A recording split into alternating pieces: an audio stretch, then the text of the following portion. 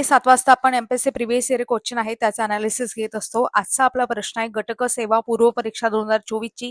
त्यामध्ये विचारला गेलेला इतिहासाशी संबंधित हा प्रश्न आहे.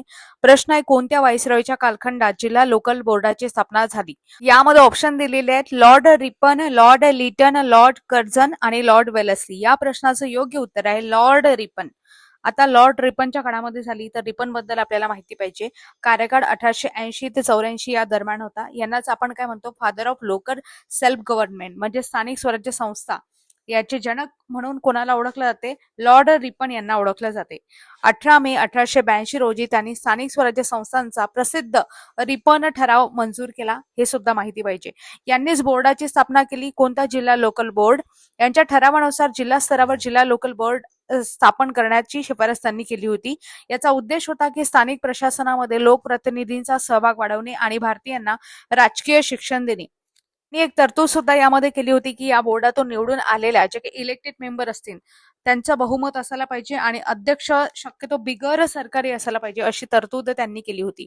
आता हे झालं लॉर्ड रिपन बद्दल. लॉर्ड लिटन आहे, वेलेस्ली आहे किंवा कर्झन आहे यांच्याबद्दल सुद्धा आपण माहिती घेणार आहोत. आता लॉर्ड लिटनच्या काळामध्ये व्हर्नॅक्युलर प्रेस ऍक्ट होता, तो 1878 चा होता. हे सगळ्यांना माहिती पाहिजे. भारतीय भाषेतील वृत्तपत्रांवर बंदी घालण्यात आली होती त्या कायद्यानुसार. तसंच आर्म्स ऍक्ट आहे 1878 चा, भारतीयांना विना परवानगी शस्त्र बाळगण्यास बंदी त्यांनी घातली होती, शस्त्र कायदा. त्याच्यानंतर दुष्काळ आयोग सुद्धा सर रिचर्ड स्टॅची आयोग आपण बघितला, तो आयोग प्रामुख्याने लॉर्ड लिटनच्या काळामध्ये झाला होता 1878 मध्ये. आणि दिल्ली दरबार होती राणी व्हिक्टोरिया, सगळ्यांना माहिती असेल 1877 मध्ये राणी व्हिक्टोरियाला कैसर-ए हिंद पदवी देण्यासाठी भव्य दरबार भरला होता, तो लॉर्ड लिटनच्या काळामध्येच भरला होता. सिव्हिल सर्व्हिसेसचे वय जे होते ते 21 वरून 19 वर्ष करण्यात आले होते लिटनच्या काळामध्ये.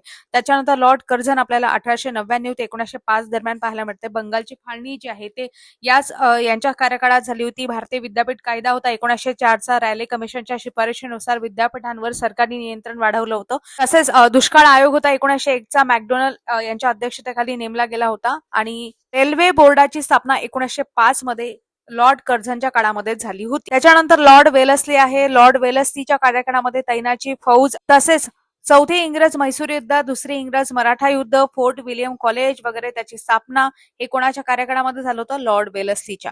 तुमच्यासाठी प्रश्न, तैनाची फौज आहे ती पद्धत स्वीकारणारं पहिलं राज्य कोणतं होतं? हे मात्र तुम्हाला कमेंट बॉक्समध्ये सांगायचं आहे. अशाच प्रकारे डेली आपण प्रश्न अनालिसिस घेत असतो दर संध्याकाळी 7 वाजता. अधिक माहितीसाठी चॅनलला सबस्क्राईब करू शकता. धन्यवाद.